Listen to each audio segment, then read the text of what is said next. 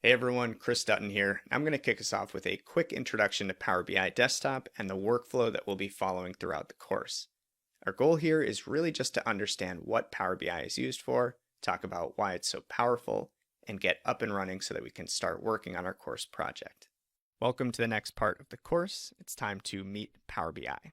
So in this section, we'll introduce Power BI Desktop, we'll review the download and installation process, adjust some default settings, and explore the Power BI interface and workflow.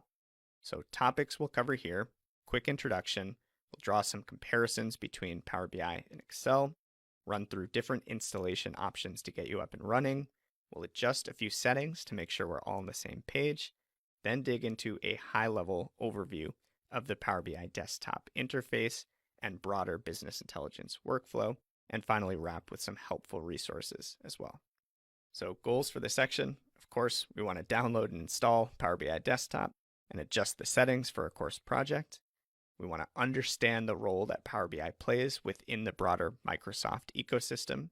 We'll explore core components of the Power BI Desktop interface. And finally, we'll review the business intelligence workflow that we're going to follow as we build our course project. So let's get started.